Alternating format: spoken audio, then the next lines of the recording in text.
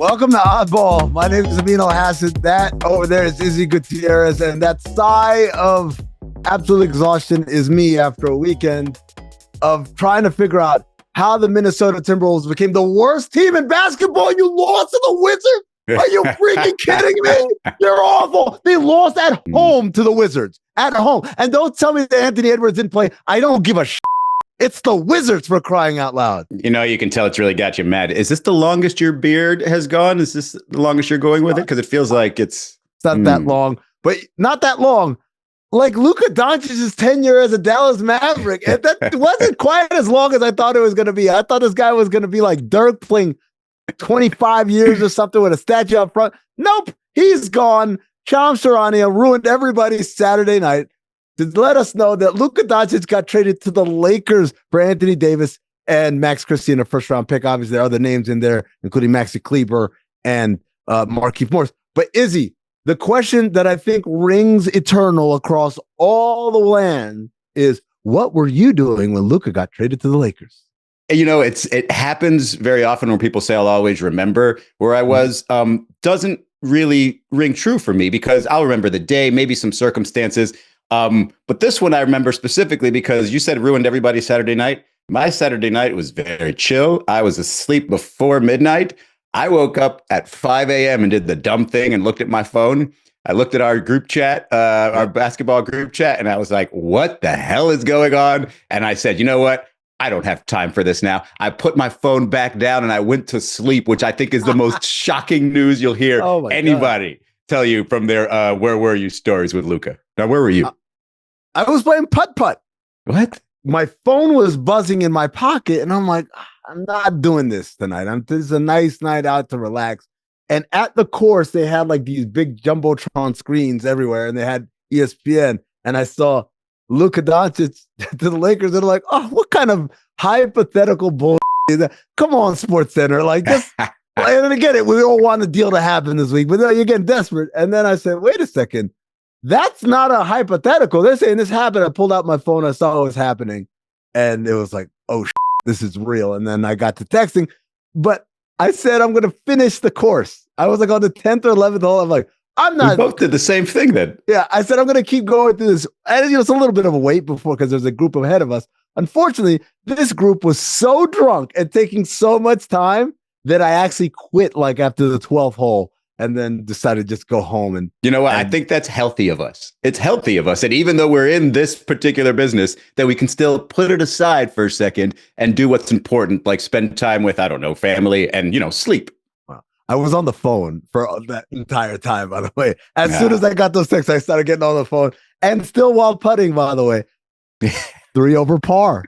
One of my best outings ever. All right. Okay, so here we are. Luka has arrived in LA, and Maverick fans. There's Luka getting off the plane. Everyone's happy. At this point in Van Nuys. And Maverick fans are taking it very well. They're very calm. Nope, they're not. I lied. They're holding mock funerals in front of the American Airlines Center, Izzy. I don't even like to I acknowledge these gentlemen for this joke that they're making here, but there are some really upset Mavs fans. Like there was supposed to be a statue out here 10 years from now, 15 years from now. And now it's the one thing that they could have predicted with 100% certainty. Luka Doncic will be a part of my life as a Dallasian forever. Izzy, do you know how hard it is to have the Dallas Cowboys as your favorite team and be so upset about Jerry Jones and Brian Schottenheimer, and then less than 10 days later, that's off. It's off no one even cares in Dallas anymore. Take a listen to this local Dallas resident. They could win every game the rest of the season and win the championship, and it wouldn't really matter because all of the emotional value and in that journey just got sucked away. But it feels like someone close to you died in a way, and there's lots of anger for sure. What's inscribed on that statue over there, Dirk statue, it says loyalty never fades away, and apparently that's only a one-way street. That only matters for the players because loyalty definitely faded away from the organization. They didn't hold up their end of the bargain. He was loyal and they weren't.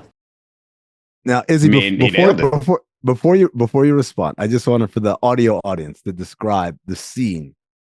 Drazen Petrovic died in a car crash 32 years ago, he didn't get this kind of like gathering outside of the Meadowlands Arena, right? It's like flowers and signs and jerseys. It's as if the guy died in a car crash. That's the reaction. I will say so. Like I think I felt this way when I was still like a pure fan when the Miami Heat traded Steve Smith. I don't know if you remember that trade. Yeah, that was I do remember. Devastating. Absolutely devastating. It was a Miami Heat franchise that hadn't really developed that much of a history. You got one guy that everybody loves. Eric Reed had nicknamed him Tricky, which is a terrible nickname. And then boom, he's gone. And I'm crying in my chemistry class. It was really, really weird. But I will say this about Dallas Mavericks fan. It's all bullshit. Like if Anthony Davis comes in with Kyrie Irving this year or next year and wins them a championship, it's like, okay, we only had one of those before. Now we got one. Rather than spending the next 15 years wondering what's it going to take to get us a championship with Luka, they have one already, and they'd be very good. I think they'd be fine if they win one. Izzy, the best comp we can come up with this, and I get it, he's not the same caliber player, but DeMar DeRozan was beloved in Toronto. They loved him. He was the best player in franchise history. He still gets a warm ovation whenever he comes home. They traded him for an absolute mercenary in Kawhi Leonard. He gets there, they win a championship, and he leaves in free agency. And you know what people in Toronto say? Thank you. Like they'd rather have that than have had DeMar DeRozan for 30 more years. They'd rather have that one title because nothing ever tops a championship. But what has to happen in LA for the Dallas fans to be like, oh, you know what? They did us a favor. I think Luka has to fall into the LA lifestyle, the worst parts of the LA lifestyle, which is what they're afraid of. Yeah, well, I mean, they were afraid of that in Dallas. Now you're in LA, and by the way, I got to point this out: you're not in LA wearing red, white, and blue. You're in LA wearing purple and gold, and that's different. When I hear people like Lou Williams and Robert Sacre tell me, like, yo, it's different being a Laker in this city than it is to be on any other franchise. And those are guys that most fans can't even point out, like in a lineup. Now you've got a guy who's legitimately a top 5 player in the league, who's going to be the face of the franchise. Brian Windhorst on Get Up this morning reporting that this is now 77's team. It's not LeBron's team anymore. Everything is indicating the keys of the city are in this kid's hands. Man, it sounds great, but LA is a different type of place. I never lived there, but I worked there a lot over the years when I was at ESPN, and I see it. I see how that city can consume someone who already, let's just say, has a problem controlling their consumption patterns, shall we say?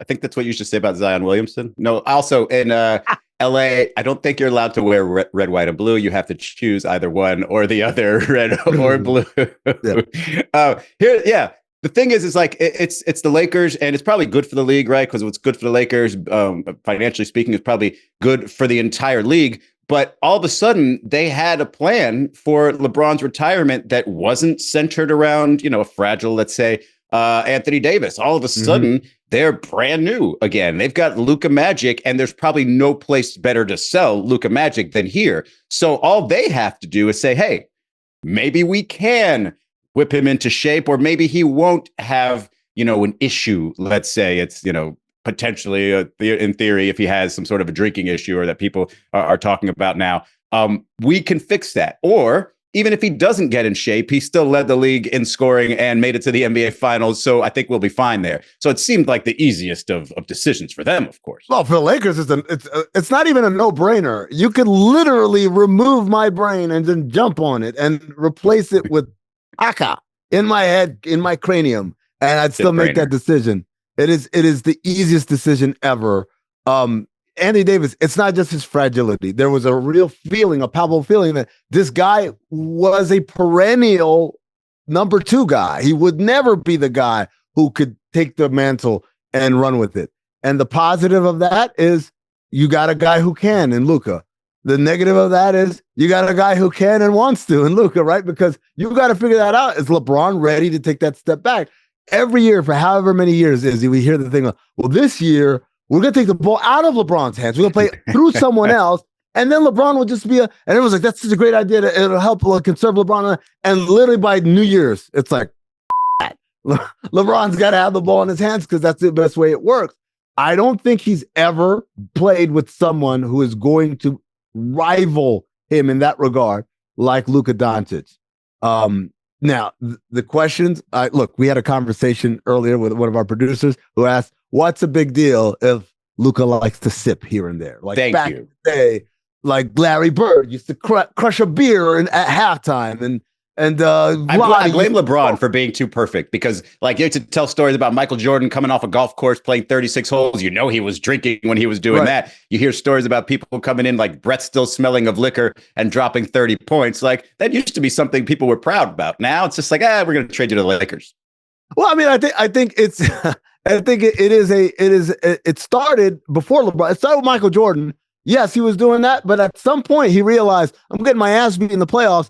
I need to get in the gym. And now, I know it sounds crazy, but there was a time in this country's history where like basketball players were not lifting weights. They were getting in the gym to get shots up, they would work. But in terms of like, I'm going to go over here and get diesel so that they can't foul me anymore. Michael Jordan really was like a pioneer of doing that. The Breakfast Club is what they called it at Hoops the Gym. Him and Tim Grover and the rest of the guys would go work out in the morning before they go shoot, right? And so Michael started it, and then you get Kobe kind of took it to another level of like obsessiveness, and then LeBron takes it to another level of obsessiveness of like of diet, of all these things, of sleeping in a hyperbaric chamber, all this craziness. So basically, what was the environment once upon a time where everyone kind of gets after it now isn't the case, and so you got to keep up with the Joneses, which is why it's important for Luka to get more serious, because his rivals out there, the Giannis's of the world, the KDs of the world, these guys are taking this stuff seriously. Now, that was my question. Did the Mavericks just create the Luka origin story? Like, is this what drives him to be this fit player, and he's going to dominate for the next 15 years and show the Mavericks? So you're asking basically if Kyle Reese going back in time to save what's her name, Sarah Connor, ends up in hastening the entirety of Skynet coming and taking the machines taking over. Is destiny inevitable? Yeah, there it is. Is destiny inevitable? I don't know. Like, I think the only person who has the answer to that question, it's not Nico Harrison, it's not Rob Pelinka, it's not LeBron James, it's Luka Doncic. Does he want that to be his origin story, or does he want to be the self-fulfilling prophecy of, yeah, man, I was always going to be this guy? But it's happened before, for sure. Like, it wouldn't be the first time where someone took a deal, a trading of themselves to be like a wake-up call. Shai Gilgeous-Alexander actually spoke about him being traded early on in his career, how that lit a fire under him.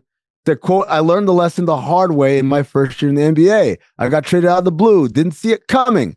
Guess that keeps me with a little bit of an edge. Make sure I take care of what I need to so the team I'm with values me as much as I want them to. That's all great, but like, when you're at the level of Luka Doncic, you are effectively at the LeBron James level. Like, that takes, at these days, like a full-time commitment to being that person and seeing into the future, right? I can't just play 60% of my games and be hurt all the time. I've got to keep my body right, because if it's a longer-term injury and I'm done, then what, right? So yeah. I don't know if he was ready for that whole thing. I think he was probably protected a lot in Dallas. I think, smallish market, whatever you want to call it. I think you're in LA now. You think there's spotlights on you where you are, that there's just multiple, so much more now. Different. And that conversation about is Luka in shape isn't going to be like on the B block on First Take. It's going to be right off the bat, right? It's going to be on the top. Hey, will he ever win something as a Laker? Might he be the most disappointing Laker of all time? All those things are now part of his storyline. And whether or not he's going to answer just depends on how much he is, allegedly liking that lifestyle, how much he likes it, because he's going to get it in his face more than ever right now. Well, Izzy, the good news is he's playing with a guy who traditionally doesn't use passive aggressive means to throw other people under the bus when he's not happy with their work ethic. Fit in or fit out. All right, we got to move on to Nico Harrison, right? Because he had this quote during his press conference, which is revelatory to say the least. But this part in particular. How do you see this working out well for the organization in the long term? Well, I think the long term is the time frame. I think he fits our time frame. If you pair him with Kyrie and the rest of the guys, he fits right along with our time frame to win now. and win in the future. And the future to me is 3-4 years from now. The future 10 years from now, I don't know. I don't think they probably bury me and Jay by then, or we bury ourselves. Yes. All right, I know there's. That was so incredibly what's the word I'm looking for? Like awkward honest. was the word I was looking for. Not awkward, honest. Jason Kidd did not look very happy. Yeah, I mean, well, no one wants to hear it, man. I'm gonna be fired too. I thought I was gonna be Jerry Sloan out here, but it's incredibly honest. If you look around the league, the lifespan of a general manager is probably about 5 to 7 years. The lifespan of a head coach is about 3 to 5 years, right? That's just the reality of our business. Years and years ago, when I was working at ESPN, our managing editor for the NBA side was Henry Abbott. Brilliant guy, really knows his stuff. Henry was one of the first people championing like Sam Hinkie's coming into Philadelphia, and he's going to do something radically different. It's going to change how we do basketball. And I told Henry, yes, the math is right. Just be as bad as possible and throw a bunch of darts in the dark for lottery picks, and one of them will hit, right? Or maybe more will hit. The math is right. Too bad Sam Hinkie won't be around to enjoy the spoils of his strategy, because this league does not have patience for people with a long-term plan that's 10 years long. They want it now. I do understand now. the idea that, look, if I'm a GM named Nico Harrison, who knows how long I have, if I can do something great in 4 to 5 year window, fantastic. But there's a reason there are successful and longer termed front office groups or GMs, and it's because they do it right. They do what it takes. And if you look at Luka Doncic's situation, if he couldn't get in shape to your standard, if he couldn't, let's say, stop going out and doing whatever, living the nightlife or whatever, isn't that more of indictment, or just as much of an indictment of your organization? Like that you can't get him and be like, hey, we're going to do it our way. Let's go do this. It seemed like he was doing it his way and getting away with it and winning at a surprising level. And yet you as an organization are the ones that say, hey, this guy's not doing it right. From his perspective, he's like, what are you talking about? I am doing it right. You guys are giving me no reason to do it differently. Right. I think the one comeback or caveat that Nico Harrison would say was, well, that was a different owner and a different head of basketball ops that he came in to this team in this franchise who created that environment. We're new. We weren't here. We didn't create this Frankenstein's monster. We're here to whatever. So you're saying it's too deep, like it ran too deep with the previous group, previous ownership group, and there's nothing that this group can do to change it. No, you can't. I mean, it's just basically, does he want to change or not? And they were betting on, look, I don't want to pay $345 million to someone who might want to change. They want to give it to someone who is already about that life. All right, I'll say this last thing on that. Every single time the Lakers make a move for a big time superstar, they end up winning a championship. So if the Mavericks think that Luka's the one guy who's not going to win one, that is a hefty gamble, because they're going to look pretty stupid if he does. I was gonna say Dwight Howard, that I remember at the end though, he did end up winning a championship. It counts. So technically, it counts. All right. Speaking of championships, let's look at the odds in this post-trade world, according to DraftKings Sportsbook, and we see that the Thunder are still the favorites, obviously at plus 115, but the Lakers jump up to plus 950 to win the West, and the Mavs are at plus 1600. Izzy, this is kind of one of those things where, as I've learned, the odds are not what's going to happen. The odds are more about what are people betting on, and you fools, the Mavericks are way more likely to win the West than the Lakers are, right? I'm not crazy when I say that. Than the Lakers are? I would say currently, yes. I just don't. They probably believe, people who are setting these odds believe that the Lakers aren't done making deals. I would like to speak to the people who are putting down money on the LA Clippers at plus 1300 because of all the years, like the Clippers have been set up for success. Like, this is a nice year, but come on. Look, man, you gotta play big to win big, right? That's what it is. All right. Let's take a break here. We come back. There was another deal in the NBA. I don't know if anybody heard about that. Sacramento and Chicago, De'Aaron Fox and Zach LaVine, and also Hot Streak.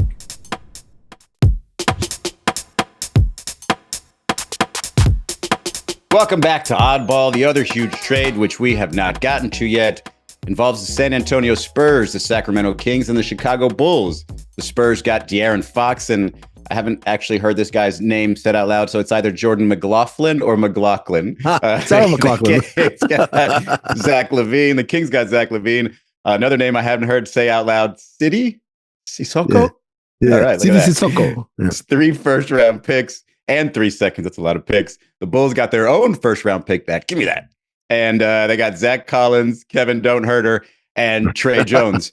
I mean, so this one to me was big on the Spurs side because they got, let's just call it the Kobe to Victor Wembanyama's Shaq in De'Aaron Fox, if he's going to be that. I'm wondering if any of the other angles of this trade look interesting to you, with the Kings with Zach LaVine and their buddy DeMar DeRozan back together, or the Bulls at all with, whatever they got. Yeah, I thought Sacramento did really well for themselves, right? Zach LaVine is another in a long line of these guys where it's like, you're mad at his salary. You're not mad at his play. Like, he's a really good, he's having a great year up in Chicago.